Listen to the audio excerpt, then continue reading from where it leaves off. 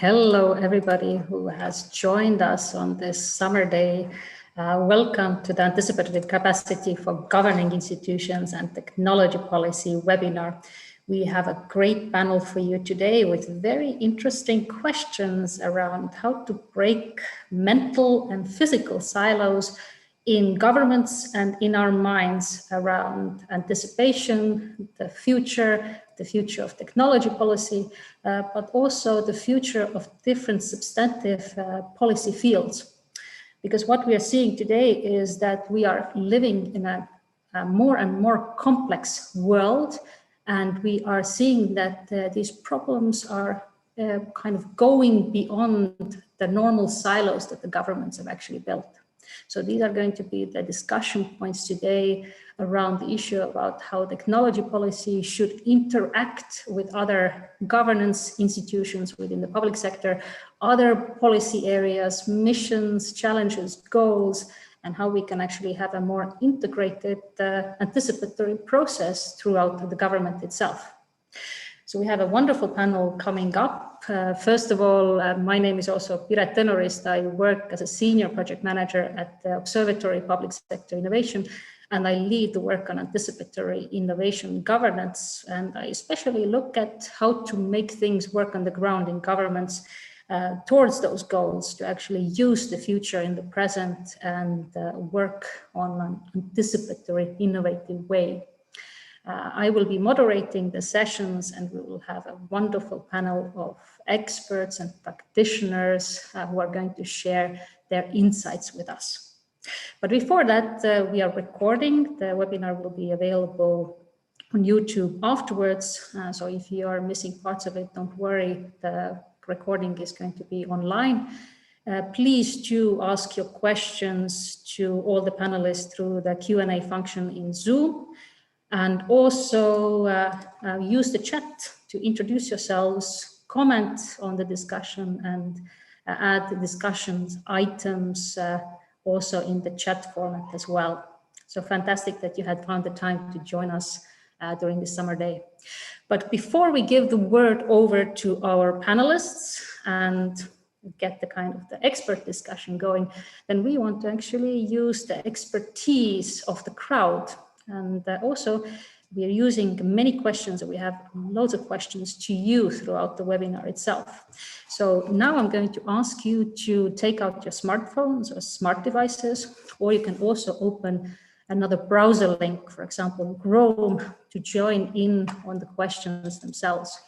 So the questions and we have for you will be facilitated to a program called WooClap. So open a link on your smartphone or smart device or another browser and go to a website called www.wooclap.com/anticipate. Also, my colleagues, Sam and Jack, are going to share the link in the chat with you. And once you land on the website, I have a couple of warm-up questions to you, to the heart of what our webinar is about today. So the first question, I'm going to give you a bit more time to reach to the website itself, is going to be about where does anticipation happen in your government? So you have multiple answers that are plausible, and please click submit at the end once you have also logged in your answers. And we're going to see the answers coming in online in real time. So you also have possible to say central government, you have a unit, a team that across this government works on anticipation. Maybe it's an individual ministry that is exceptionally good at anticipatory activity, the Ministry of Environment, the Ministry of Science, some agency level results, or even a government think tank that does this in a kind of a separate manner. Or it doesn't happen in a systematic manner at all. So I'll give you a little bit of time for the results to come in as well. It's all very, very interesting at the moment. So do take out your smartphones and click your answers and submit at the end as well. I'll have a couple of other warm-up questions and I'll asking you questions also throughout the webinar itself. So we'll see one of the most popular answers at the moment is center of government level, although individual ministries are also kind of leading the way. And unfortunately, also it doesn't happen in a systematic manner in government. Isn't entirely surprising, but I think in different governments, the issues are different. So I'll see about half of you have found your way online. If you have any problems with reaching the tool, to let me know as well, and to let people know in the chat if you haven't. If you joined us later, we are currently on a participatory website where you can also engage with our questions to the webinar participants. And the website is www.wooklab.com/anticipate.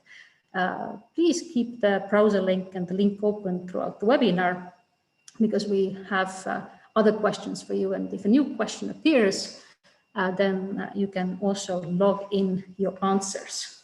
So just maybe another 30 seconds for everybody to get online before I have another and a slightly more complicated question for you.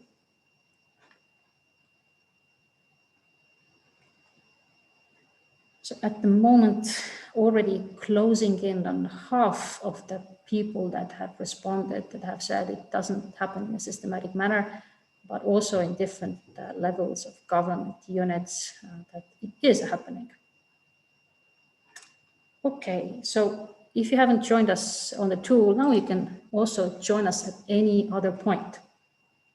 So the second question that I have for you for warm-up is based on something that the Observatory Public Sector Innovation has developed, which is connected to different types of capacity needed for anticipation within governments. So you both need agency and an authorizing environment that says actually anticipation is needed. And they have different components, from data measurement, tools and methods, sense making, and so forth. And the question is, for now, is thinking about your own organization, not the entire government. Please log in the ways in which anticipatory capacity, in which areas your organization is good at. So how you can do that is you click on a data spot and then you submit, but you can click on several points at the same time, and then you click again. So we already see different results coming in. So always remember to click submit after you have selected one of the spots, and you can click on several places at the same time. And quite interestingly as well, that we have a lot of sense making in organizations going on, a lot of data measurement, some evidence and evaluation, and also like the out of the box thinking. They do agency in one organization overall very well. So this is really, really commendable. Also partnerships and networks are getting quite a lot of hits throughout, so very interested. But also very intriguing is that vested interests and cognitive biases based on maybe incumbent interests are not coming up as strong in the discussion.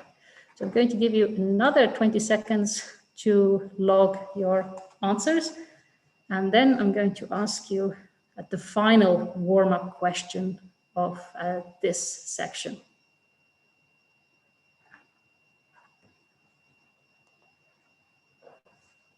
A lot of engagement like this. Well, data measurement is extremely good, which is quite a bit of highlights.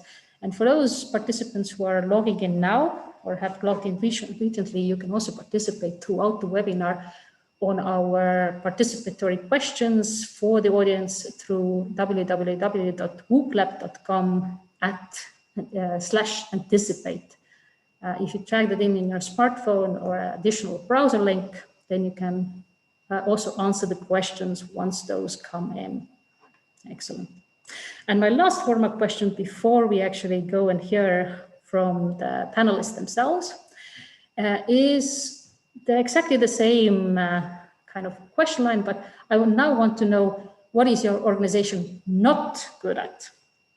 So previously we asked about things that your organization was good at in terms of anticipatory capacity or different categories or components. Now I want to know what your organization is potentially lacking. And just to mention as well, all your answers are anonymous. We have not upgraded or made the answers to be also visible in terms of users. So you can be as brutal about your organization as you want to be. I would also have several points to tick on OECD or other international organizations on these components. So feel free to be as honest as you want to be. Now we're saying that indeed institutional structures that actually support participatory innovation is getting quite a lot of hits in terms of lacking capabilities. Learning loops, well, in other ways, some organizations were really good at data measurement, then other organizations not so much, and also not so much so lacking on evidence and evaluation connected to these topics. Now vested interest and cognitive biases are, of course, rising as well. So we saw kind of in the previous question, quite a missing target on these, and quite surprising as well, public interest and participation has gotten quite a lot of hits as well. When you're clicking the answers, you can have multiple selection points and just hit submit at the end. I think I will give you another 10 seconds to get on, and then we will move on to the panelists themselves and hear from them what they think about those topics and what they think about especially tying also technology assessment, technology approaches, science and technology to other policy goals and how it happens in their government. So thank you again for sharing your answers. We will also share the answers with you after the webinar has been concluded. So do keep the browser link open. Once we have opened another question, then you will also be able to answer other questions in a row. But now I'm going to stop speaking and give it over to our first panelist, who is a great practitioner and also kind of my government official that I admire in terms of enthusiasm for futures and anticipation quite a lot. I'll give it over to Aaron Maniam, who is the Deputy Secretary of Ministry of Communication and Information in Singapore, who has a long-standing experience within the field and working in the government of Singapore on these topics and making also anticipatory knowledge accessible for very senior leaders in government as well. Aaron, over to you. Piret, thank you so very much for both your invitation to join you today, as well as that very kind introduction. I hope you know I'm very much a member of the Piret fan club as well. So you know that admiration is very much mutual. Thanks again for the invite. I am very glad to be here, and I don't have any slides to share today. I thought people might be a bit zoomed out, and I thought it might be what I would do instead is just share three observations on this topic. Which I think is a very big topic when you look at it, right? I mean, each of the concepts in it, anticipatory capacity, governing institutions, and technology policy, you could do a webinar on each one of those by itself. And here we are trying to have a conversation about how all three intersect, which I think is an extremely meaningful conversation, but it's a hard one precisely because each of these issues is so dense and so complex in and of itself. What I really wanted to do was to share three thoughts today about how in Singapore, at least, this ecosystem is evolving. And with the caveat that none of this is meant to be, a universal model. I don't think there can be one. I think different places, as we saw in the responses, to the questions already, there are many different ways in which the details and the operationalization of such a system can be done. And I suspect each of the ways in which we can do this organizing will have pros and cons and different benefits as well as disadvantages. So here's my first of three observations of what Singapore is doing. I think in Singapore, the foresight system, the anticipatory governance system is fairly well established, right? We've been doing scenario planning for a good amount of time since the late 1980s. We diversified that toolkit in the late 2010s. the late 20 noughties, so to speak, right? 2008, 2010 is when we started to diversify the toolkit with the setup of what we call the Center for Strategic Futures. And we moved beyond scenarios into using other both technologies as well as facilitation methods like emerging strategic issues, methodologies, as well as causal layered analysis, just to give ourselves a range of tools in how we analyze the future. And I think in that system, the tech and the science and innovation elements in foresight has been very strong, partly because no good foresight system can exist, I think, without analyzing technology, given that it is such a source of critical uncertainties for the future. But also because the future is often about everything, right? You start with the future of media, but you end up really doing the future of everything because the future is such a systemically interconnected set of issues that I think it's impossible to do good futuring without STI, being well and truly entrenched in the whole system. What we found, of course, in our foresight work is that we have to also look at not just science and tech and innovation in and of themselves, but how those are interacting with other trends. So science, tech, and innovation, X politics, X society, X the economy, and how each of those transformative sets of issues are emerging. And I think this is, again, quite natural, given the fact that foresight is about systemic interconnections and the interdependencies amongst different trends. So that's really my first observation, right? That we have a reasonably well-developed foresight system. Pirette, you and I have talked about this many times before on other panels, so I won't belabor what exactly the foresight work involves, but I think that system is well-developed, and we use it in a way that not only does trend analysis, but we use it in a way that helps us to examine our mental models and assumptions about the world so that we can update them and make better decisions today. This is a process that is happening across the entire government. So my response to the question of where anticipatory work happens would be, it happens at the center, but it happens in other ministries as well. And it happens in a good number of the think tanks and amongst our institutes of higher learning as well. So it's an ecosystem that is maturing and broadening all at the same time. The second thing that I wanted to say is, if I flip that equation, then in the science, tech, and innovation ecosystem in government, right, the agencies that are dealing with different aspects of science, tech, and innovation, we don't see a lot of foresight happening. At least not formal foresight in terms of the incorporation of tools and methodologies that are out there as a discipline in futures thinking. And the main reason for this, I think, is not malice, it's not things like laziness. It's just the fact that actually I found that our ecosystem in science, tech, and innovation has been quite spread across multiple functions, and each of them is quite focused on a very specific role, where foresight has been a bit less relevant for them. So I'll give you some examples of that. We have the research community, because STI is at least partly applied in the world of research amongst our universities, especially, right, in particular centers of excellence or research centers. And we found that the focus there has been a lot on hindsight, right, and documentation of what's happened, or experimentation and exploration of hypotheses, not so much an analysis of what's going on in the future. So there's broad awareness of what the trends are, but not a huge amount of emphasis on exactly what those trends might mean for the research itself, because as many of people would like to point out, you don't research the future, right? You research what is happening or what has happened and where the evidence base is actually quite strong. We have a set of agencies that look at commercialization of STI. That's particularly done in our Agency for Science, Tech, and Research. And they're thinking about what are the economic opportunities that can come from the applications of science, tech, and innovation. And again, there, the emphasis is on the here and now. It's on creating these economic opportunities from the research that's been done. And so the work there has been to understand how trends are developing in a fairly basic way in order to understand where the economic opportunities might go. Then there's, of course, agencies that look at the policy to promote STI, right? The use of science, tech, and innovation, either in citizen life or in the work of different companies. And my current agency in communications and information deals a lot with the digital element of that. So digital technology and how that interfaces with social life as well as business life. And again, there, what we find is the emphasis is on getting the regulations and the policy incentives right today, rather than on longer term trends. So STI there and foresight is kind of a base awareness, but not something that has been well developed, because I think the primary concern of the agents in those particular aspects of STI has all been on other issues. Where the foresight role is becoming more clear I think, is in something we call the National Research Foundation, which is meant to draw together the different aspects of STI and ensure that this work is done in a coherent way.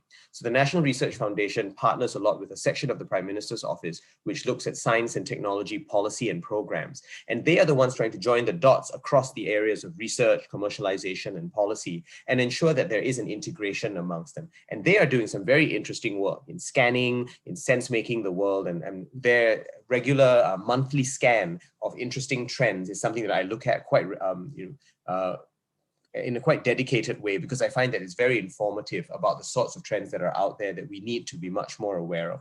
So that's my second observation, right? That the STI work has trace elements of foresight, if you like, but not a huge amount of it, except in the National Research Foundation, where some of that central work is increasingly done very well. So last observation before I wrap up and use up the last minute or so of my time is really that what I've described so far is a very government-centered ecosystem, right? It's foresight-centered in government and science and tech-centered in government as well. And what I'm finding is very interesting that we need to do more of, which we started to do in the last 3 to 4 years, and I think we need to do much more of, is actually to involve citizens in the process of both foresight as well as STI. That applies to things like citizen science, citizen futures, in order to have people shape and actually understand what these trends are so that they can incorporate them into their view of the futures that they would like to see, whether that's in terms of STI by itself or STI and its interactions with society, the economy, and other groups of trends. I think this involvement of citizens is quite key because what we find is, of course, that government cannot have a monopoly on truth, right? In any of these complex issues. We have biases, we have assumptions, we have mental models about the world that need regular updating. And I think talking to citizens who are informed about these processes can be done in a way that helps to complement the government policy making in a very rich way. Something we've done in the last couple of years with the COVID-19 situation has been to set up something we call the Emerging Stronger process, right? And the Emerging Stronger citizen engagement process allows us to speak to citizens on a whole range of different issues, some to do with the pandemic, but others to do with how we might pivot and transform as a society in ways that allow us to reap the dividends of the digital transformations that have already happened. And these have been very citizen-oriented or stakeholder-oriented because we deliberately want to use them as platforms to bring in a whole range of citizen perspectives in order to enrich what the government has already been doing. So when you put these things together, I guess what you see is a system that is adaptive, right, and changing as much as it can be. That's where foresight is already fairly well established, and there's a strong element of STI within that foresight. The STI work as a separate domain has had less foresight in it, but is starting to develop some of that capabilities, especially at the center of government in the National Research Foundation. And then finally, I think we need to involve citizens a lot more, because when we do that, then I think we really start to unleash a whole lot more potential in terms of what both foresight and STI and their interactions can do for us. So why don't I leave it at that, Pira, and see what kind of questions and conversations we can embark on after this. Thank you so much, Aaron. We will come back to you with specific questions at the end of the panel. So do add your questions in the Q&A function. Also, Jack is going to pick up those questions in the chat, or if any comments that you want to have based on what you heard in the chat as well. We'll come back to that, but really interesting communication also in terms of the kind of the narrowing of different functions within the STI field, and also kind of the narrowing of the future outlook to that specialization, which is extremely interesting to hear about. And we also have found in our work that involving citizens really is very useful to actually break silos, because citizens do not think in STI ministries or agencies or research councils. They think about the future and their problems, and that also forces government officials to look beyond those silos that they're working with. So before we go on and hear from Melanie, I'm going to ask you also to answer one question that we have for you. And really the question is kind of inspired maybe a little bit from what Aaron was saying, that Singapore to a degree has really figured out how to do strategic foresight in the kind of the government itself, and has set up functions for it. But here we want to know, are strategic intelligence functions kind of present within your organizations, and does technology foresight and assessment happen? And if not, should they be? So do log on or go back to the site and answer the question. I wonder if there is a brave one who is also going to say in the audience that no, there is really no need for it in my organization. And then and is it, as the questioner is also anonymous, and to log in all your honest answers to this one as well before we move on. I think we have quite the biased audience in a way, because we are all interested in the topic itself. So maybe some of the answers are also kind of reflecting on that question. And if you want to know more about how Singapore, or what functions have been set up in Singapore, then do add a question in Q&A to Aaron as well. We'll dig down deeper into it if you're interested. I have found our conversations with Aaron always very enlightening about how to tackle some of these things in government context. So I'll leave the question up for you to answer. And now we are going to go to Melanie. And Dr. Melanie Peters is the director of Rathenau Institute in the Netherlands. And they do very, very interesting work for quite some time already, between looking at these kind of future-oriented problems and policy problems and trends that the governments are facing around the world. So Melanie, I'm going to give it over to you. Okay, thank you, Pirette. And thank you for sharing my slides. Indeed, we are trying to cover a whole lot, but you also asked to give a few examples. So that is what I will do. And in the next slide, just a short introduction to our institute. If we can see that. Yeah, the Rathenau Institute in the Netherlands, we were founded 35 years ago, after the example of the Office of Technology Assessment in the US. And the colleagues of the Office of Technology Assessment are still there, but they are now in the Congress. But ever after the Zuckerberg hearings, their mandate has been expanded and they've been growing. And we see around the world, in Korea, in Japan, in Mexico, that offices like ours that are either inside the parliament but independent, or outside the parliament, are coming up, supporting a more long-term view on the impact of science, technology, and innovation on society. But for us, this was our mandate from the beginning. And we do look at new emerging technologies, innovations, science developments, and it is our task to identify what political questions do these new developments call for. Are we going to see a disruption in society? Are we going to see mass unemployment? And it was the vision of Mr. Rathenau who advised that our government institute, an institute like ours, that these are important questions in order for our knowledge society to flourish. And also it is our task specifically to look at what societal deliberation is needed. Where is it that we see developments, but society is not ready for it, or is not busy with these issues? And we have our own research capacity, which is very fortunate. So we can do our own research, either looking at new developments, or looking at visions that citizens have, or looking at policy options, or collaborating with others. So we have that capacity, lump sum, from our Ministry of Education to do our own research. If I can show the next slide. Pirette asked for some examples, so I will not sketch like Aaron did the whole landscape in the Netherlands, but I'll give you some examples. We work for the parliament, and in the Netherlands we even have 20 parties in parliament. It's a whole lot, so we have to be very careful to not be party political.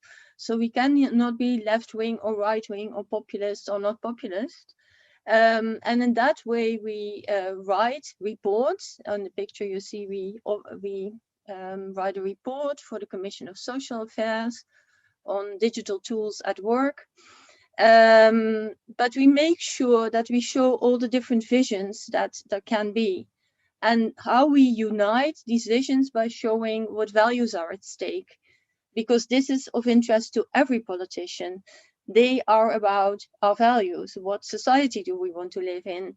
So we make clear what these new developments mean for those things that we've already agreed on, for instance, in the workplace, and how the new digital tools are changing those agreements that we have between employers, for instance, and workers. Then we also look at who can take responsibility for this issue and what does it mean for the different stakeholders. Some have vested interests, like we saw on the wheel that Pirat showed us.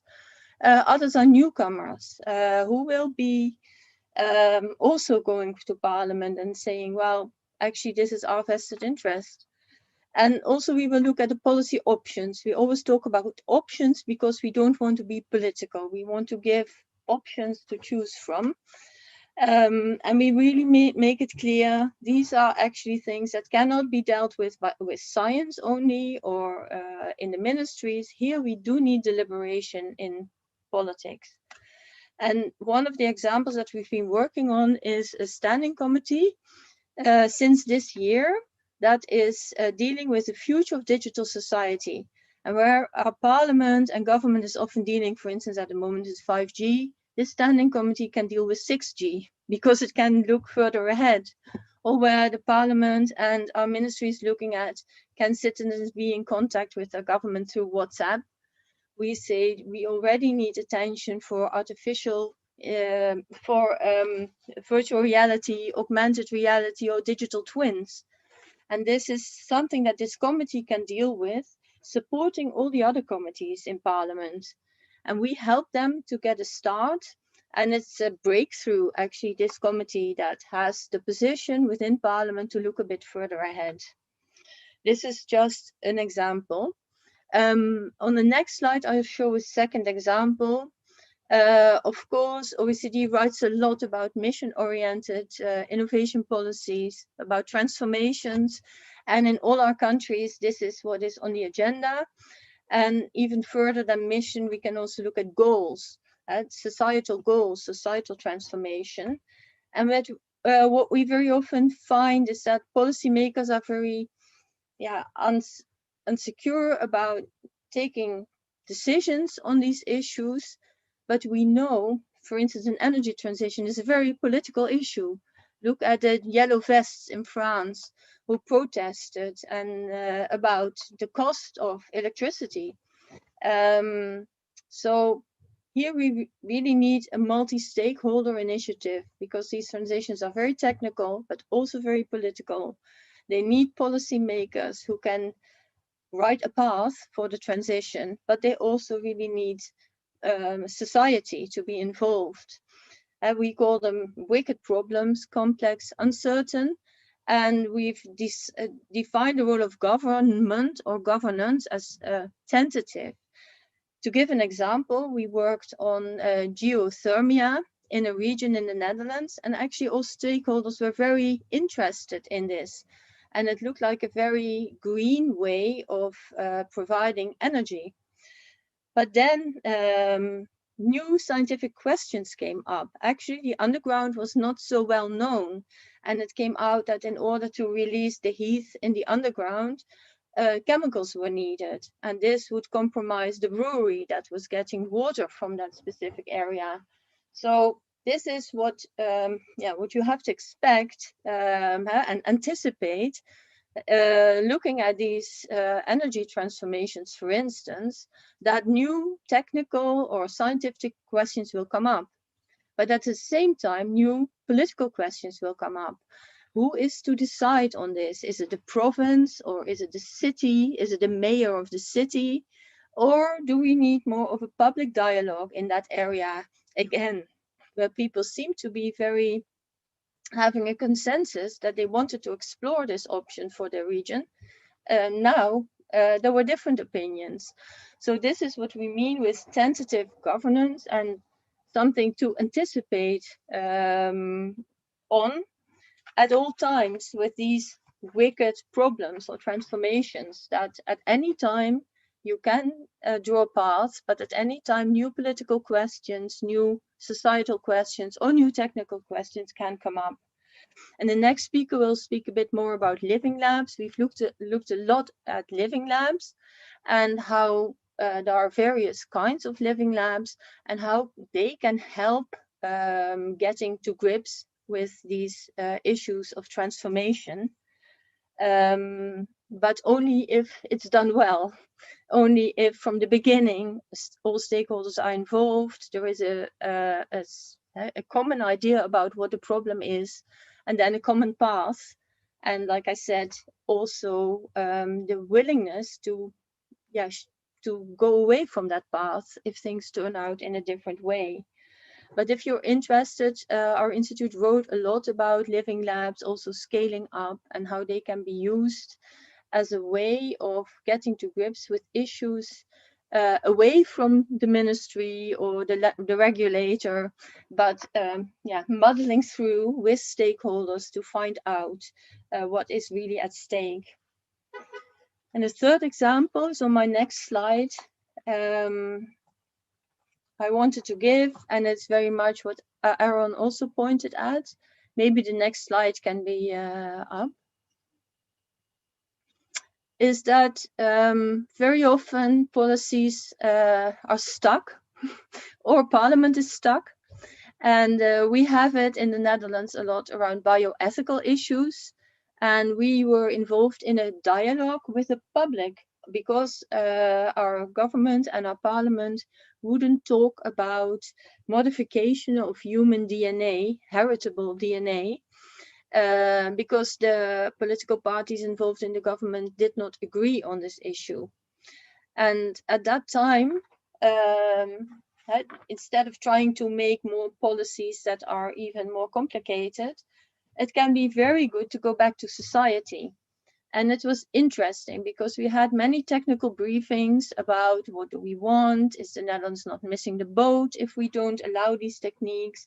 Many scientists wanted more room to work on these techniques of CRISPR-Cas in humans. But we were in a neighborhood which is on a picture, and within 15 minutes, people said, this is not about DNA, this is about society. What society do we want to live in? So they shifted the question back again to what is relevant and where actually policymakers and politicians should be concerned. What society is it? Who is going to pay? What if I cannot insure myself because I did not use this technique? So people came up with many questions, not only technical, but also about justice. What is a just society and what would be a just way to decide about these issues? And it's like a revelation sometimes when you're in office, working in offices, and then with a group of people and with the children was the same. It's not about how knowledgeable they are, but it's about asking the right questions that are the questions for the future. It is in our mandate as Institute from the beginning to do these things. And every time it's so valuable to look at what citizens think, not just their opinions, but bring them in a setting where they can really discuss with each other and come up with the right questions that policymakers and politicians should be concerned about. Well, these were just 3 examples of our work that we do with many others, because when we come up with the results of a DNA dialogue, we offer to the Ministry of Health, but we were together in this dialogue with patients, with many other groups in society.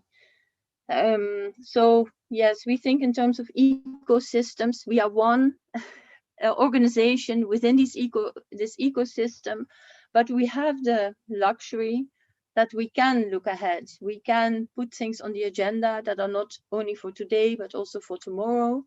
And in that way, activate others and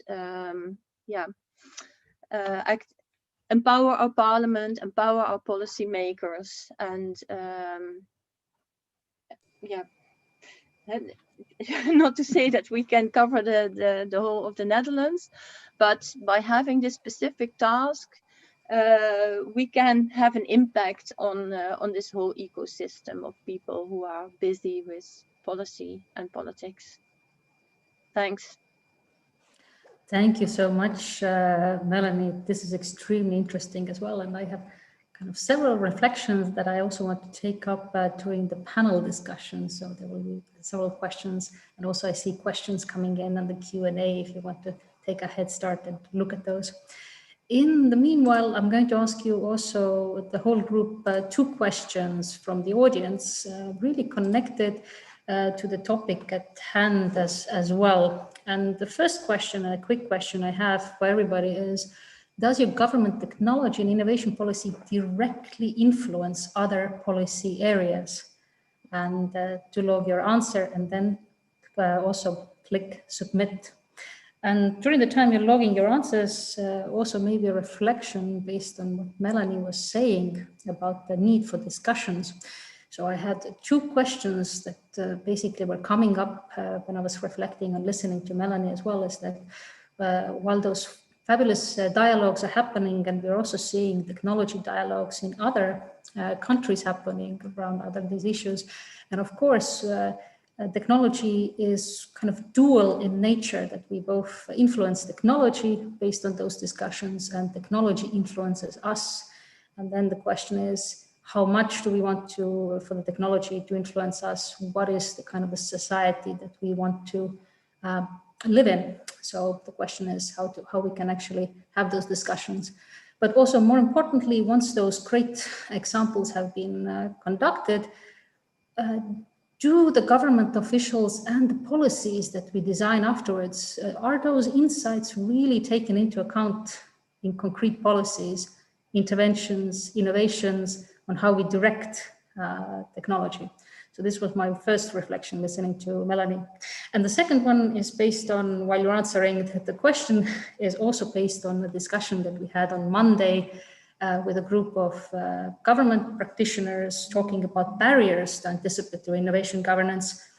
And one of their surprising insights, for me at least, was it is easier to do innovation in government than to do anticipation, because futures and foresight is something that is debatable, brings out the hard questions. It is easier to get it done and implement an innovation than to open the bag of discussions. And of course, the question arises as well, based on what type of considerations are those innovations designed and implemented, while we start the discussion only after certain solutions have been adopted. And of course, this is what we have seen also in private sector innovations and taking the effects of platform economies, new technologies that come in, and we are only entering the discussion when they're largely adopted. These were my 2 reflections. Other question I have for you in between, before we move to Sebastian, who is going to tell us all about living labs and doing things on the ground as well, is, does your government have a formal technology assessment process? So is it also formalized, so that you can, also governments and civil servants cannot kind of subvert the process of this discussion by going straight to innovation, for example, based on my last reflection. So here we know as well that it's actually quite, at least those answering saying that they don't know if it is formalized and in what form it is happening. Some very adamantly saying that no, it really doesn't.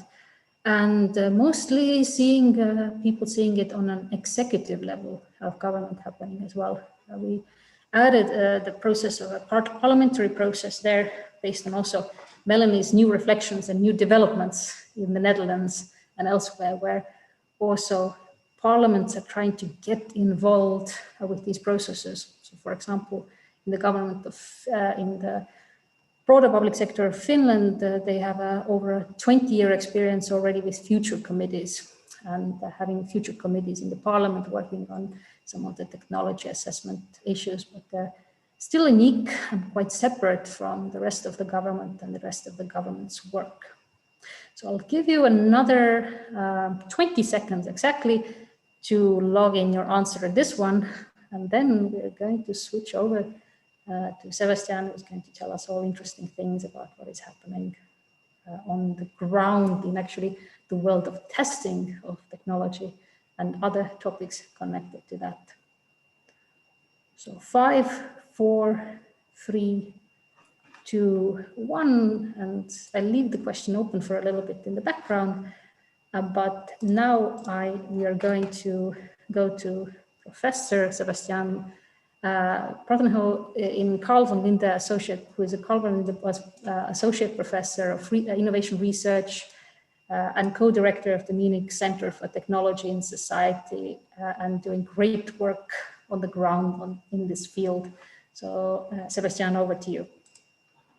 Thank you very much, Pirat, for the kind introduction. Thanks to the other speakers for setting the ground so well for what's about to come next. As Pirat said, I'm located in a somewhat different place, and coming at this discussion from a slightly different angle. I'm an academic. I had a center at TU Munich called MCTS, Munich Center for Technology and Society, sort of an interdisciplinary research center with a core in the field of science technology studies, to look at how technology affects society. And personally, I am working a lot on doing research about novel innovation processes and also questions of governance of emerging technologies. So I am less a person in an anticipatory government function, or but more somebody doing research on these various processes and instruments that we can use going forward with this topic. I'm going to briefly touch upon 4 issues today, all somewhat interrelated. The first one has to do with experimentation and living labs or laboratory settings for anticipating consequences. The second has to do with co-creation. The third one has to do with scalability, or more precisely with pressures of blitz scaling, scale quickly. And the fourth one, the public-private interface, the role of the public-private interface and all these questions. And so I'm going to try to make this whole discussion about experimentation relatively concrete by talking specifically about one way in which experimentation has made inroads into technology and into innovation and governance discussion. So the concept of living labs, which has been around for quite a while, and similar concepts such as testbeds or real-world laboratories and sandboxes as well. So in a nutshell, most of you will probably know this. Living labs are sort of imagined as designated experimental spaces where you can test and advance certain transformative technologies under real-world conditions, and hopefully with the participation of the public, sometimes voluntary, sometimes involuntary. And one thing where this gets interesting for the question of governance is that usually these living labs come with a lowering of regulatory burdens and regulatory constraints. So what's interesting here for the discussion that we are having right now is that so just to give you a sense of where the discussion is headed compared to where it used to be maybe 5 to 10 years ago, we used to think about living labs and testbeds primarily as ways of advancing technologies and sort of getting them out or testing them and real-time learning. And what's become more and more obvious is that, as Melanie also already emphasized, is that really these questions are symmetrically about society, and that it makes sense for questions of anticipation and for governance to shift away perhaps from ideas of testing technologies in societies to testing societies around certain new technologies, and take this seriously as an invitation to wrestle with questions of what kind of society do we actually want to live in. What happens if we can test new ways of living under the assumption that certain innovations have been adopted already, but also asking some of the hard questions about what happens if we designate test population? What happens if a autonomous vehicle suddenly shows up in your neighborhood, in your street, and you weren't asked about it? And what does it mean for creating regular loopholes for certain types of regulations that were supposed to address questions of safety, risk, and efficacy, and so on. Related to that is an assumption that testbeds typically are envisioned to serve as a sort of springboard for broader societal change. So there's an important question here as to who gets to design these test beds on whose behalf? So if the vision is really to transform society, who is authorizing this kind of change and based on which processes of legitimacy? And so I think there are a number of ways in which we could rethink the way living labs are currently being used and using them more actively as governance tools. One way in which we can do that is to really think about co-developing technology and regulation in tandem, not so much thinking about the technology first and creating the regulatory environment to make it work, but really also think about better regulation, not just lower regulation, but better regulation. I think Melanie mentioned briefly the idea of tentative governance that is quite related to that. We do need to also understand that, that test beds are frequently used as a kind of demonstrator, that something is possible, but we should equally see them as a real test. So is this really something that we can afterwards say, not just great, we want that, but we actually do not want that? And how do we walk back? How do we roll back? Is there a way how we can deal with potential path dependencies that these beget? Secondly, and quite related, so co-creation is another thing that has sort of reached the mainstream discourse and policy making, as including in questions of governance and institution building in the domain of innovation. So I'm speaking to this primarily as somebody who has coordinated a large-scale 3-year European research project on co-creation called Scaling Up Co-Creation over the last 3 years, with a number of interesting insights. And we looked at 3 different technology domains: robotics, autonomous vehicles, and urban energy transitions, and try to trace what different ways of doing co-creation do in these domains. And so there's obviously a wide variety of different co-creation patterns, approaches, practices out there. We focus specifically on 3 that are relatively prominent: public procurement of innovation as a way of governments or municipalities steering, for example, innovation processes to solve certain problems. So governments procuring technologies that are not yet there, governments creating the mechanisms to, for example, find solutions for sewer maintenance in Barcelona, or for healthcare and for healthcare robotics in hospital, and so on and so on. Co-creation facilities as facility sharing.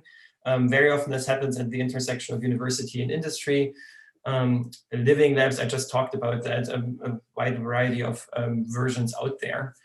And so here are a couple, OECD has also done some great work on this, just flagging a few things there, but here are some insights from sort of 3 years of looking at this. One is that co-creation, despite the hype and the language, comes in all forms and shapes, and there are very different versions out there and visions for what people and organizations actually want from it. What does this mean? It means that many actors are mobilizing this notion of co-creation while actually meaning fundamentally different things and allocating roles and responsibilities very differently depending on where you look exactly and who you ask. And one important corollary insight to this is that actually this vision of co-creation as a way of bringing different innovation actors together for a joint innovation activity that then somehow leads to a better outcome is actually far from the truth. But in many ways, co-creation is a way of framing the situation that grants power to some and doesn't necessarily take power from others, but sort of configures power in ways that makes us ask, so who actually gets to shape discussions about the future, and in which specific ways for healthcare robotics do we need, who do we actually need to have on board for this? Is it the doctors and the patient and the engineers, or maybe the insurers, or maybe the hospital managers, or maybe the relatives of the patients? And where exactly do you draw the line and for which reason? And how exactly do you configure the processes? So all this is up for grabs. There's something interesting about questions of how much co-creation can be scaled up. So if the value proposition of co-creation is that you can tailor innovation, products, and processes to local needs and local sensibilities, local fears as well. If you want to think about this in terms of scaling, wouldn't you throw out the baby with the bathwater in the sense that exactly this local specificity might get lost? So there is something to be said about thinking critically about whether, let's say, a robot that's being developed in a Munich hospital would actually ever be able to work to be deployed in a, let's say, Barcelona hospital, and by extension, if the process by which we arrived at that specific co-created robot in Munich, would that process actually work in a different setting as well? So there are some tricky questions about how far you can go about mainstreaming co-creation, and I think the European Commission has some hard answers, or has some hard questions to look into there. And then that's something coming as somebody who's located at a university. Co-creation is something that seems very desirable. At the same time, it's not entirely clear how you can prepare the next generation for deploying this more routinely. That creates huge demands for change in university education. How do you train the next generation of engineers, of policymakers, and so on? And how can you get this as a mandate, for example, these kind of sensibilities as a mandatory part into a university education? That's a huge construction set as well. Third point, this one's going to be quicker. So I think many of us would agree that a key side where questions of anticipatory governance for innovation and also for institutions, where this comes to a head right now, is with big tech and the massive influence and social reconfigurations that big tech has created or has created over the last years. And with big tech comes the question of scale and scalability. In many ways, scale and scalability have moved to the center of current innovation discourses, and with that, then also to questions of social and political life at large. And it's maybe most readily manifest in these digital economies of scale, in Facebook, Twitter, Uber, Airbnb, who have amassed hundreds of millions of connected users and customers in a short amount of time. But it's also present in literally every business pitch, every pitch by every startup that you see. And we have seen over the last years that these runaway consequences are, from a governance perspective, of course, highly problematic. And interestingly, there is a parallelism to that in the public sector as well. So if you think about the grand societal challenges and the kind of solutions that we are proposing to grand problems, if you think about missions, it's very often about scale and transformative solutions. So in a way, the public sector is, I wouldn't say mimicking, but it's also very much concerned with scale, has been for quite a while.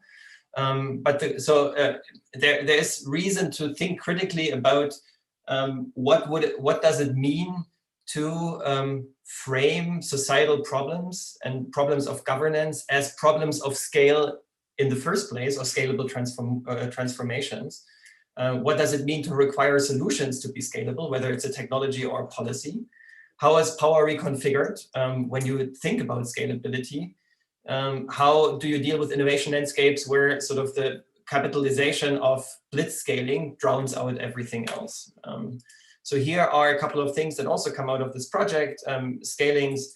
I think there's an urgent need to come to terms with this politics of scaling in innovation and public policy. And I think Pirette mentioned already a couple of things in her previous comments about the remarks that she was quoting, that innovation and technology solutions are often easier than anticipation and sort of deliberation solutions. But so solutionism is one of the central pillars of anything scalability, because you assume that your solution would still be a good solution for elsewhere. And so patterns, how do we deal with patterns of solutionism, taking solutions for granted rather than asking questions about what do we want? Experimentalism, I talked a little bit about this with living labs, but many of these scalability efforts draw heavily on experimental regimes, whether it's through through peer-to-peer testing and so on. And then questions of financialization. What does it mean to a world in which venture capital can dump many billion euros into something that can then run losses for 3 or 4 years in a row? And is this actually, where does this preclude governance options? I know I'm running out of time, so I will just say something that David might also be able to speak to in his remarks. This event is partly, this webinar is currently partly co-hosted by I guess, OPSI, Observatory for Public Sector Innovation. And so there is an interesting question of if we focus on the public sector, where does the line to the private sector run? And again, here's a little bit of a challenging message, which is that most of the institutionalized processes for public sector, for anticipatory governance and for responsibility and for questions such as ethics, they are focused on the public sector and on public sector research, which quite some successes in things such as the Human Genome Project, Human Brain Project, and others. But in OECD countries, 70% of R&D are conducted by industry. And so in a way, are we maybe missing the mark by not taking the private sector serious as a key site for anticipatory governance, and what are the things that we could do? And there's some work that the BNCT Working Party at the OECD with David and I and some other colleagues have been doing for some for newer technologies and some other things, where we can think about how we can mobilize the private sector in new forms of engagement for as a partner in anticipatory governance. I'll leave it with that. Thank you very much for giving me the opportunity to share these insights. Thank you, Sebastian. I have so many questions for the panel from your discussion as well, and I'm going to reflect on them while I'm going to do another quick question with the audience, and also to reflect a little bit about the question about what type of anticipatory capacity is potentially missing within your government, or what needs to be there. So the audience from Melanie and Sebastian and others have been hearing a lot about co-creating the future's participatory methods, living lab, test beds, and so forth. So do add in your ideas, and it's going to be a word cloud. So if you can have like maximum 1 or 2 or 3 words per idea, then do add them in, and we'll see them in action coming in. And you can add as many as you want into the word cloud. So do so now, so we can see it forming at the moment. During the time you're going to input your answers, and a couple of reflections, and also key points maybe for the panel discussion as well, are specifically connected to this scalability point that Sebastian was making, which really points also to another topic in government, or another topic overall, which is evidence. And what is known in the innovation world as Coleridge's dilemma. So in the early development phases of technology and different solutions, it is very difficult to actually say which solutions are going to reach scale. And in that phase, usually we have more control over ethical issues, over kind of directing the design of the technology itself. And yet, when we have more knowledge and evidence about the implementation in the later stages, it is actually very difficult to put the cat back inside the bag. Think about Airbnb or other solutions that are actually being used in practice. And unfortunately, true to my silo, I'm looking at things from a government perspective as well, is that governments abhorred situations where they don't have quantitative evidence. They don't want to make decisions. They are very much even to explore topics based on kind of qualitative exercises. It's one of the barriers that we are mostly hearing about. So how can we actually forego that and actually start exploring these things on the ground in practice? So one of the reflections while the answers are coming in. And potentially another reflection as well is also the kind of the doing innovation and the practices and who has power. So I think power is also a topic that we should take into account. And of course, public sector is not in a silo of its own. At the observatory itself, we're working together with Latvia at the moment to build tools for government to actually partner with technology and ecosystems to work in an anticipatory way. So actually build technology ecosystem and partnerships, and what kind of tools we need to do that, what kind of engagements we need to do that, to do it in an anticipatory way. But let's look at the world card merging. So we have, of course, foresight and strategic foresight in the center. So, but there is also about agile innovation awareness that coming up, and citizen engagement, and transparency and mechanisms of assessment, bounds casting, emerging technology, sense making, collective intelligence, and others. So it's a super fascinating input areas that are coming forward.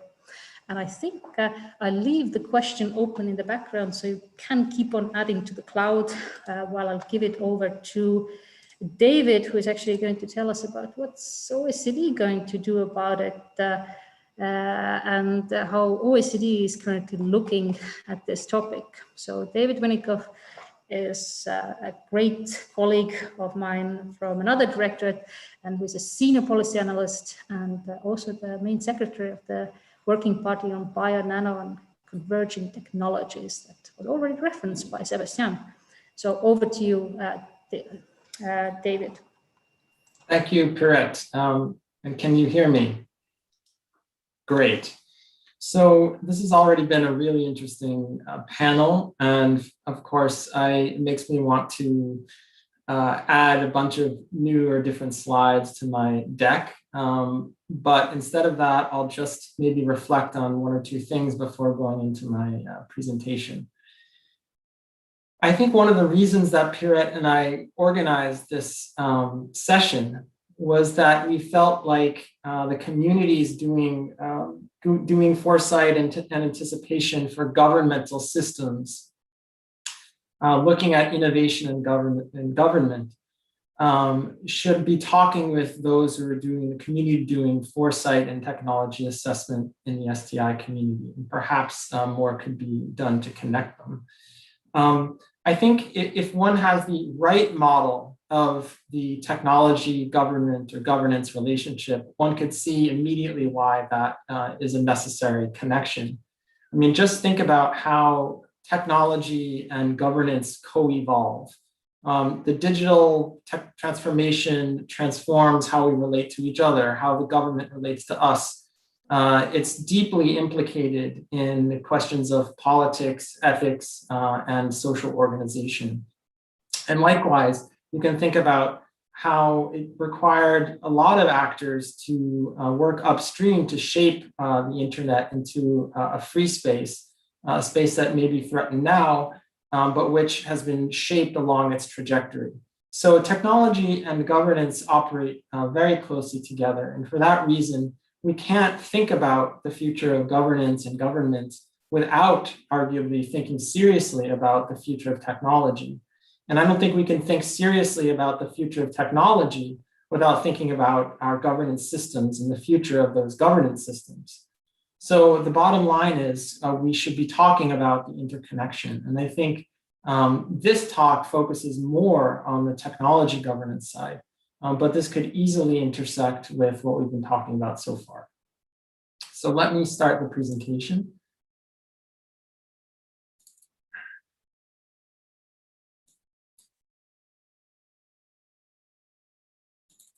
Okay, can you see that? Okay, so this is called Technology in and for Society, Anticipation for Innovating Well.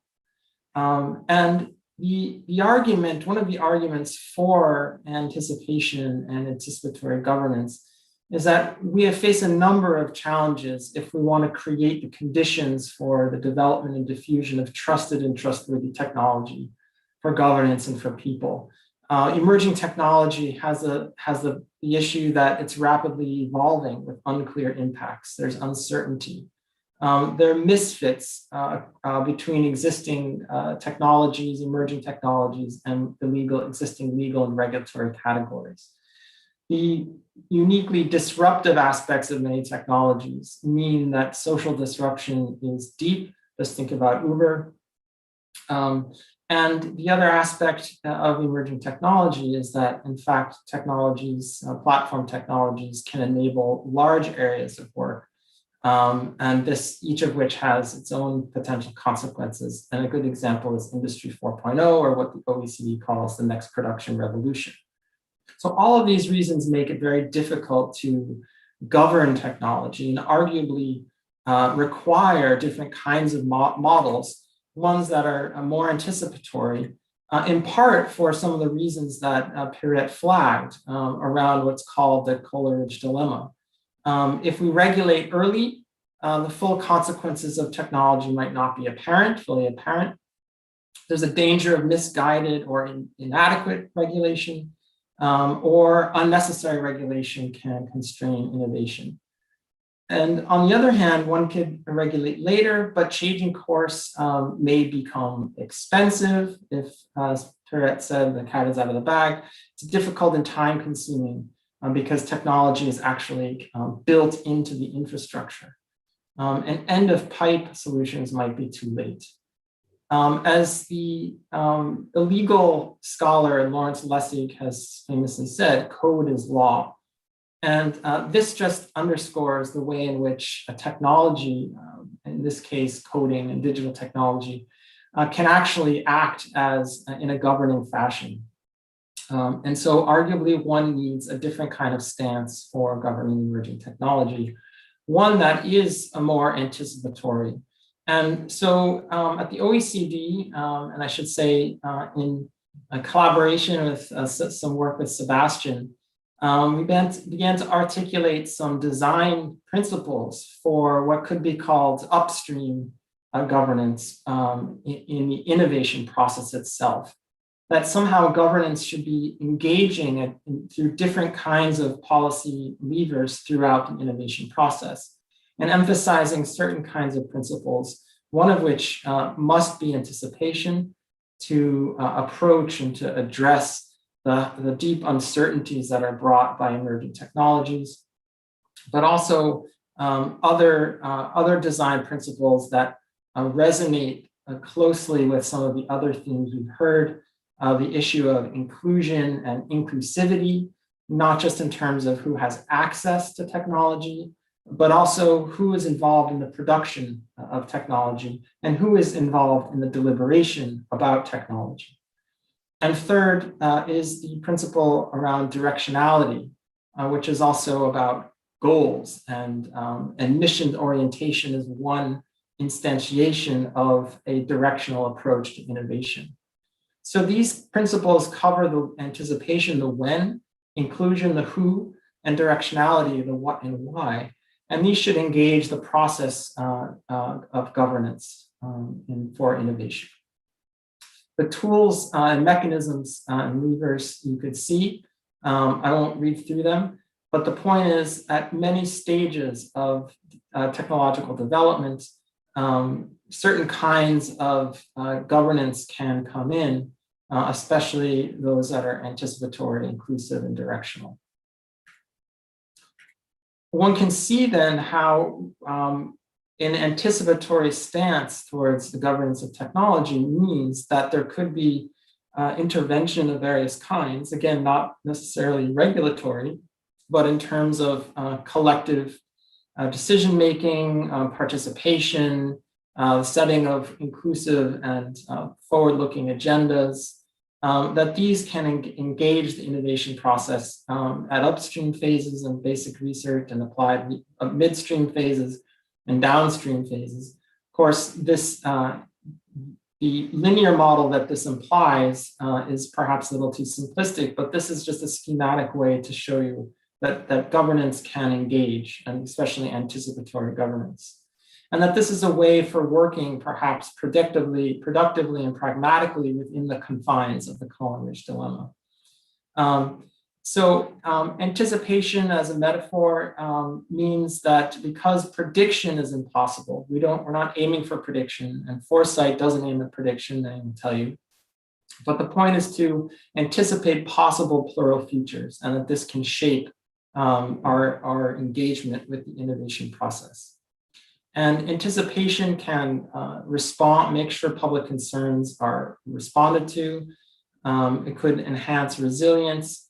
and for industry to mitigate against potential public backlash and also stranded investment. Of course, I was going to touch on living laboratories, but Sebastian lives and breathes the living laboratory. So I want to focus a minute on standards as a mechanism of upstream and anticipatory governance. That voluntary design standards are really in the ascendancy as a mode of global governance.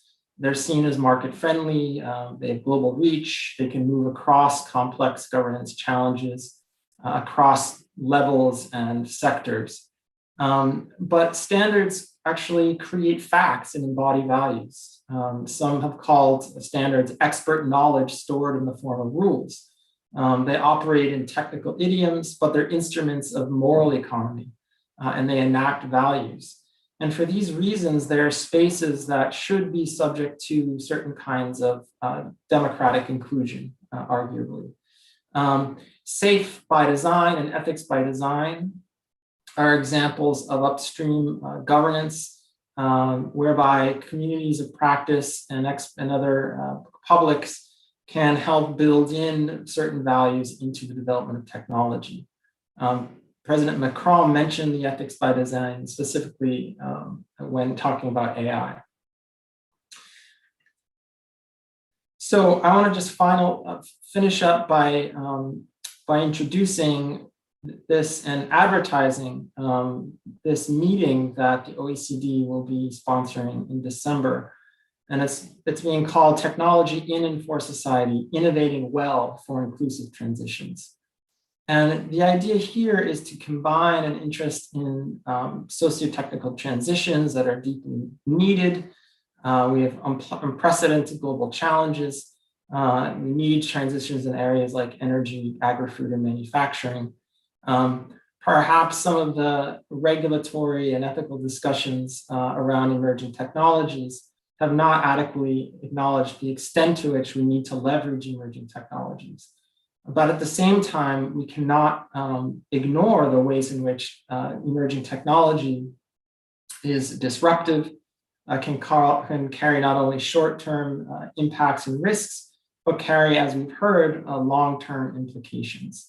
And somehow we need principles of design and also mechanisms for our innovation institutions.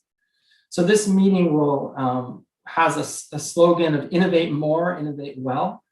And the ideas are to look at people-centered technology as a new chapter in technology policy, a panel on foresight and technology assessment, especially on setting the agenda for science and technology, inclusive technology development, engaging new actors upstream, a panel on deepening global technology cooperation for transitions. We hear increasingly about technological sovereignty. So it's important to have a conversation about the bounds of sovereignty and what global cooperation means in the current moment. Engaging the private sector in responsible innovation, a set of parallel technology-specific panels on neurotechnology, net carbon neutrality, and health resilience. Experiments in anticipatory governance, like some of the ones we've heard today. And finally, a final roundtable debating the future of technology and democracy. So we hope that you'll be interested and engaged in this meeting moving forward. And I look forward to joining the panel and the audience for a discussion. Thank you so much. Thank you so much, David. And now I'm going to invite all of the panel back. For those who like to play with their smartphones, I have opened up in the background another question for the audience, but the next two questions we're going to take during the panel discussion discusses, and I leave one for the kind of the final of the panel that we're going to look together. Don't worry, you're going to get all the answers. Once you've answered the questions, you're going to also get all the answers as a report from our team. So the question that I'm going to open for the next 5 minutes in the background at the WCAP link is to what extent do different organizations in government undertake technology foresight and assessment in a continuous manner, so not something ad hoc.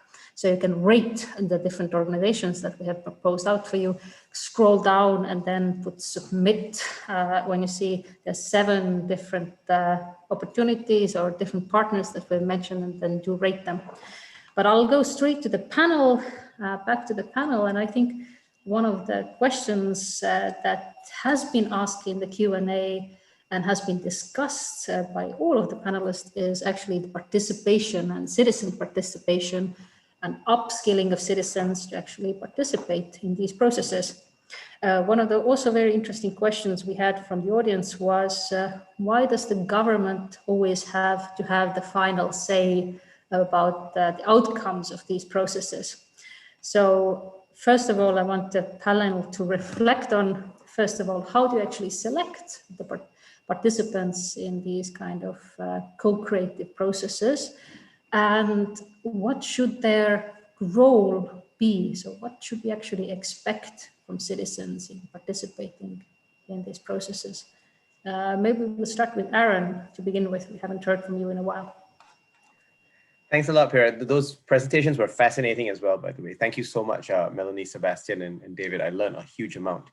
On this issue of citizens, I just make 2 observations at this stage. Right? One is that it is entirely true that we need to equip citizens with data and information, which they may not have access to in daily lives. I'm a big fan of the citizen jury format, where over a course of say 3 to 4 days of deliberation, the first 3/4 to maybe even 1 day, depending on the exact nature of the issue, is spent on just learning.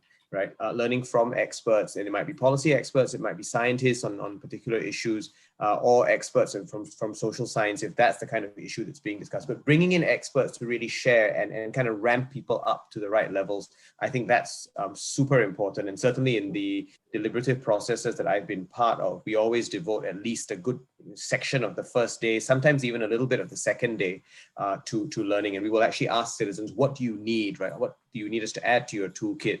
And what info do you need to help ramp up your overall knowledge and expertise? That's one thing. The other thing I think is in the facilitation process, we need to be very clear about how we structure these citizen processes. And then whoever it is that is facilitating or moderating and designing the processes needs to make sure that we don't end up, having discussions that are technical for their own sake. Sometimes actually the wisdom of citizen processes comes when we ask people non-technical, indirect questions rather than very technical things. So if I wanted to know, from people what their thoughts are about the future, I might not actually ask them things like, what is the biggest trend that you see and which do you think is the most likely or the most impactful? Because that, kind of captures people in a very cognitive mode.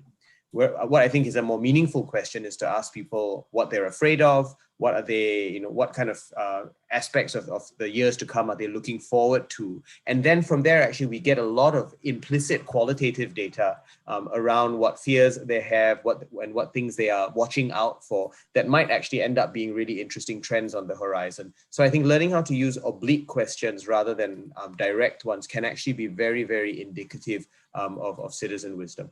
I'll stop there and see if the rest of the panel want to jump in. Thanks, Spirit. Thank you so much. If anybody wants to volunteer, or I can also direct the question to someone. Melanie, over to you. Yes, I understand the hesitation to involve citizens, and actually it has also been abused by asking individual citizens. You bypass, for instance, environmentalists or human rights people or other collective advocates. So it has been a trick to go to individual citizens and average out and say, well, the majority is not so much against or not so much in favor. And that would be not a good way of involving citizens. And of course, then you ask yourself, will they bring up collective issues, or are you only asking their situation? Will they only talk about their own interests?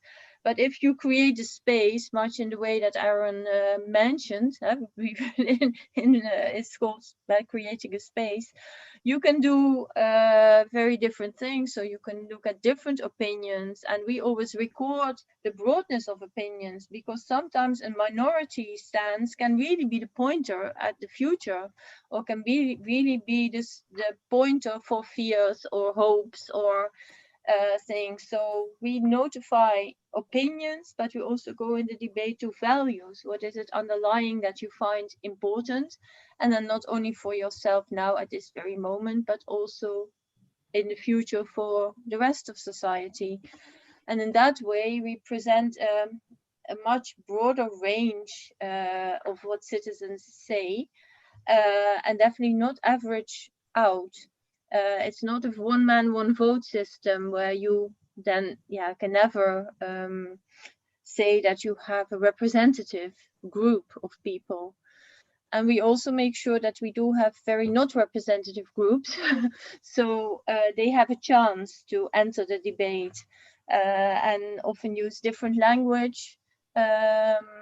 If it's people who have a higher education, they will be talking in a very specific way. If it's people with less intellectual education, they will talk in a different way. If you already know the dissenters, then it's better to also allow those people to talk to each other and find out why they dissent. So those are the important things. And I do understand the fear of, do people know enough? But then it's really, what question do you pose them? And or the fear, is it just individuals and we're averaging out, and in that way we lose actually what we would want to learn from citizens and ourselves, of course, being citizens. Thank you so much. Very interesting as well, also about the minority stances of these discussions. Maybe Sebastian was very much pointing to also the limitations of co-creation. Maybe pointing question would be, as well as during these processes, how much can we actually rely on current citizens to actually defend the interest of future generations? And actually know, as you said as well, is that it's very difficult to know how we interact with technology. If somebody would have asked me in 2008 even that I will spend so much time on my smartphone and I think that it's glued to my hand, then I would have said this is nonsense, that I don't need this in my life and this is not needed. How we can actually counter that, or is this something that is going to be always there in these citizen engagements, that these kind of limitations to the process?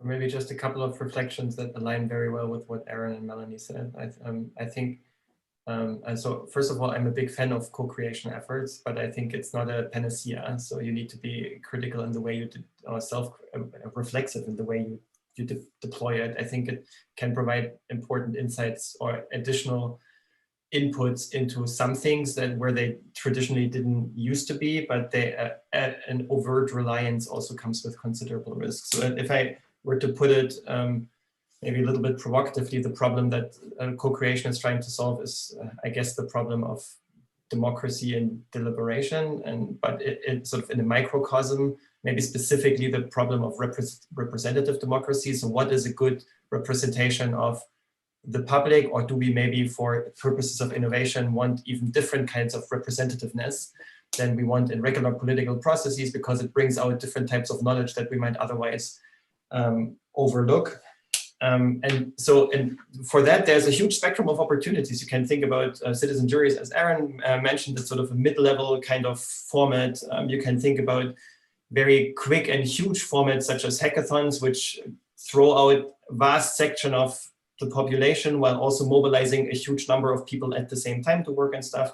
You can contrast this with something very slow and cumbersome, like a public procurement process that runs over 2 years and has several stages and very specific teams and requirements. So all of this somehow has something to do with co-creation in very, very different formats. And I think you just need to scrutinize the co-creation agenda and processes all the way through, from the process of designing to recruiting to decision-making to tech design to funding to upscaling, all the way through.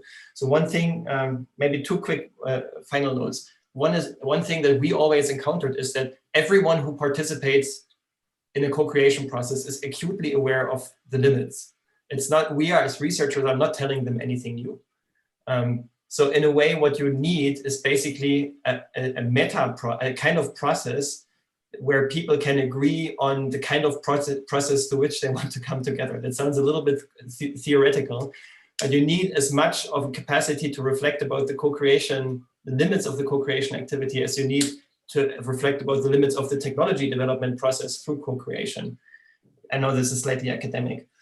But the second point, I guess, has to do with sustainability. So Pierrette, you mentioned that maybe even 10 years ago, you would have asked very different, would have had very different assumptions about where all of this is headed. Good co-creation communities are extremely hard to maintain. And that has to do with the fact that most co-creation activities that we know of are not as institutionalized as, let's say, the Rathenau Institute has with its sort of long-term vision, but it's tied to project funding. And if you have like a new robotics project and they throw in like a sub-project on co-creation, that's obviously really cool, but it won't be able to draw in a similar way on a long durée experience. So in a way, it's how do you maintain a continuous conversation and a group able and able to have these conversations on a continuous basis, year after year, month after month, to deal with questions of justice and participation, with decision-making power and so on in these questions. So the limits of project funding cycles is a huge issue. Excellent, thank you so much. Really interesting reflections.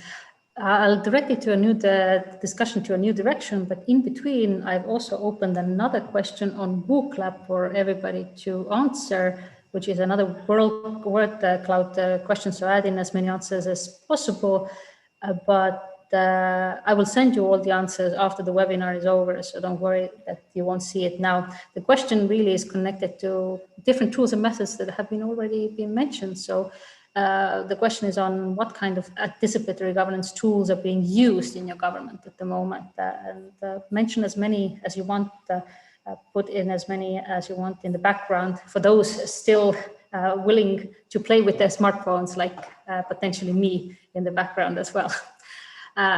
I'm now maybe directing the panel's attention to another interesting question that we heard, is that we have talked a lot about the anticipatory capacity of governments, but Sebastian in his presentation also brought out there is a private sector who is investing quite a lot on technology solutions and actually the implementation and the scaling up processes of technologies. So public sector tends to be the forerunner when it comes to basic research around the technologies and investments connected to those. But the private sector, in terms of taking those technology designs into practice and actually using them, tends to be really the kind of the forerunner of things. And when we talk about ethics and we talk about all these anticipatory capacities, how can we actually ensure that private sector takes those considerations into account? For example, today we see that public sector is not allowed to use new data and combine new data and different sources in many countries for different purposes. We see that there's a huge boundary. Usually there is no such requirements for private sector organizations in terms of the services that they develop, which also bring about different ethical concerns once deployed. With this dilemma of anticipatory capacity of the private sector, I'm going to go for David first to comment.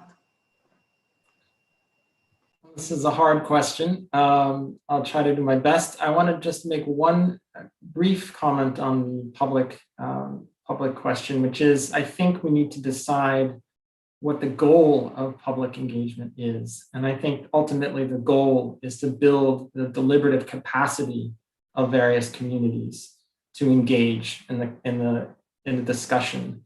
And that's just like the larger political problem that we're facing. How do you develop the capacity of publics to engage in politics, to engage in not such a polarized fashion? And I think that needs mediated expertise, it needs journalism, it needs multidisciplinary education, it needs all of those things. On the role of the private sector, I think it goes both ways. I think private sector has such an incredibly important role in helping us imagine the future and helping us think about and anticipate what's coming down the road. In a sense, they're in the business of doing that. And they compete on that basis. But how do we get them actually involved in the same rooms as our government officials and our citizens in thinking together in a longer term basis about what kinds of futures we want to live in? So I think that's one goal, is inviting, that is addressing that challenge. In terms of how society can come into the private sector technological development, as Sebastian said, we wrote something about anticipatory governance and the private sector around neurotechnology. And this was based on insights from a large meeting that we held in Shanghai about the ethics of neurotechnology. And it was geared towards the business sector. First of all, it was hard to get business in the room. And this is just a fact that, in fact, especially for small companies that are actively doing design, they just need to survive. They just want, they're in startup mode and they don't have the time or the interest in necessarily engaging. That's a barrier as well.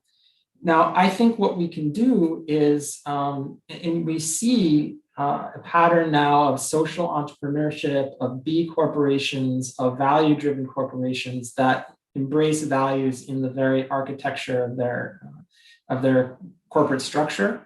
We're seeing a trend there, and that could extend to, as kind of an approach to public interest technology, or technology in the public interest. Another thing we've been thinking about is radical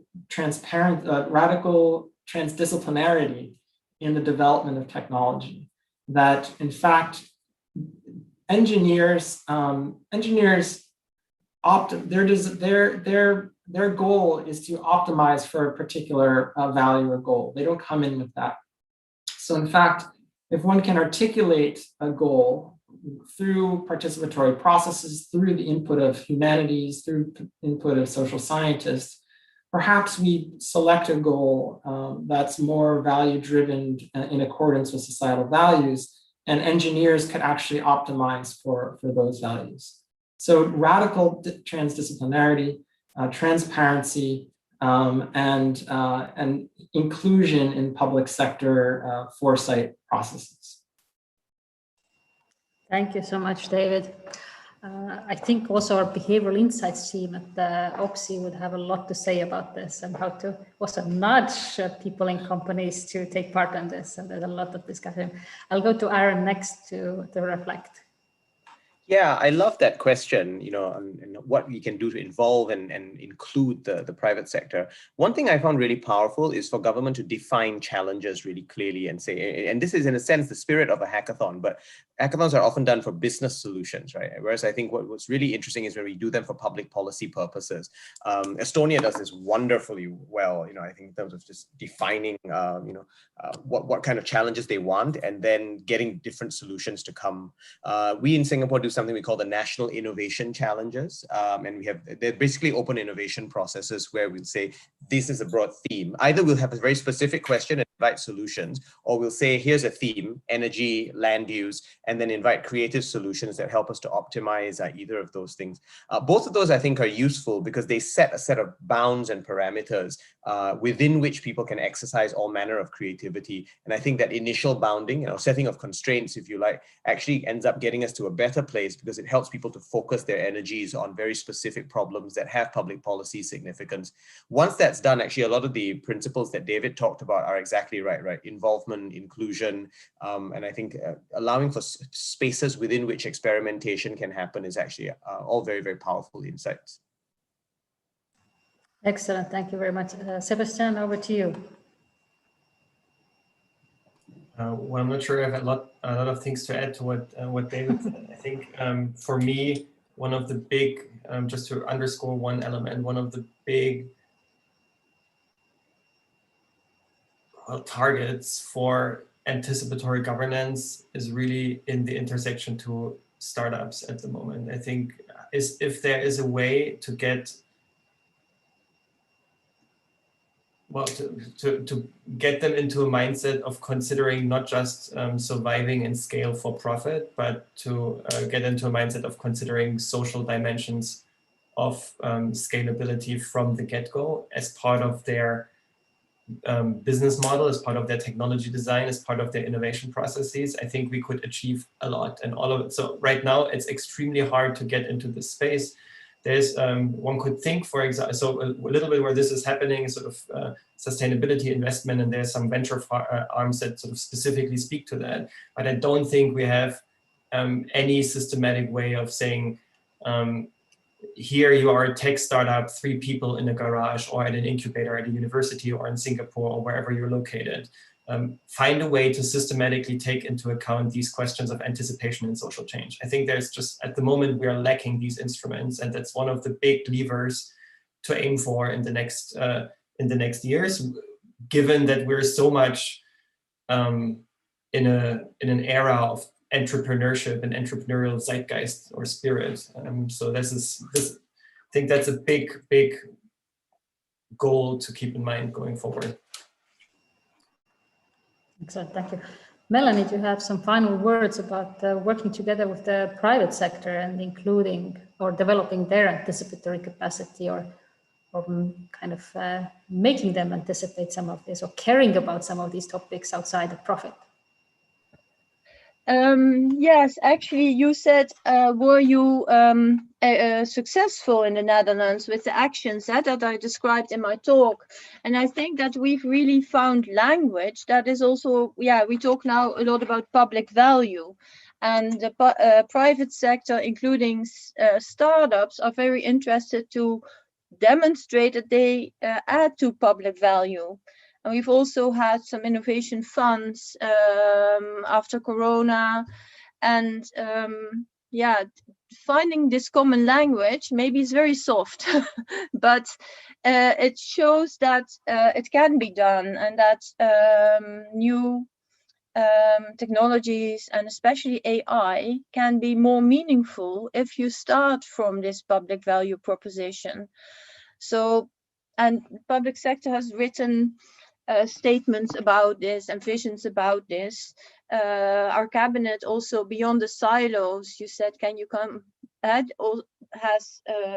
came out with a digital strategy that was from the whole cabinet, so from all the ministries. And maybe it's soft, maybe it won't work, but I think it's a proposition for the world. And and helping to find a language for that is one of the things we can do, I think. In the end, a lot of money comes from the public sector, also funding private industry. In the end, we want solutions that work and not only gadgets. We've been there with the gadgets.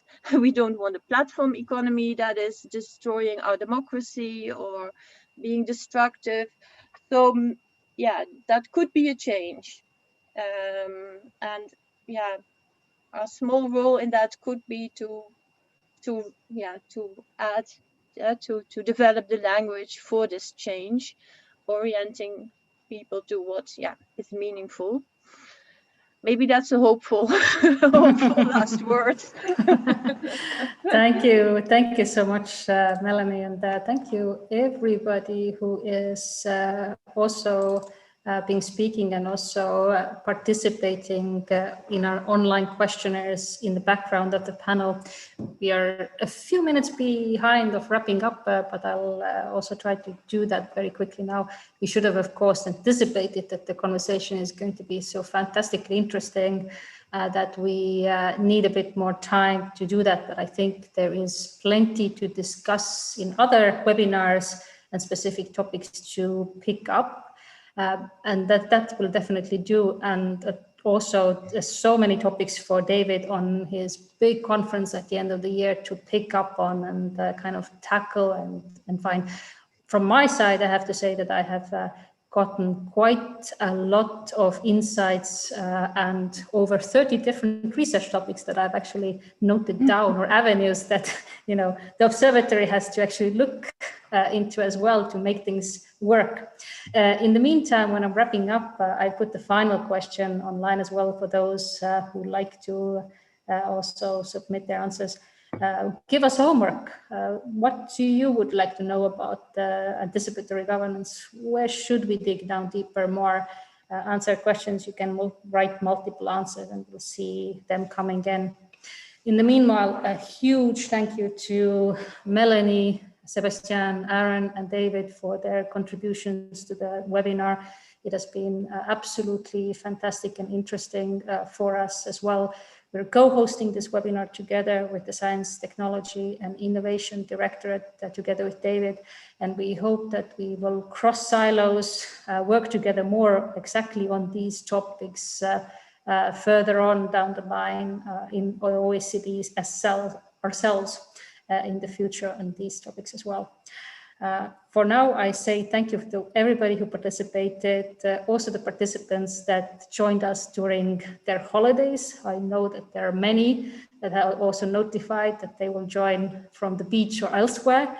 So thank you for sticking up with us, and we'll take these topics further. We, of course, will share the slides, also the results of the WOOC Lab exercises for those who participated, with all those who have signed up at the webinar. For now, I will hope that you will have a wonderful, healthy summertime, at least in the Northern Hemisphere, and a wonderful time also in the Southern Hemisphere. And you will join us soon for more anticipatory innovation talk. Thank you all so much. Thank you, everyone. Thanks, everyone. Thanks, Brett.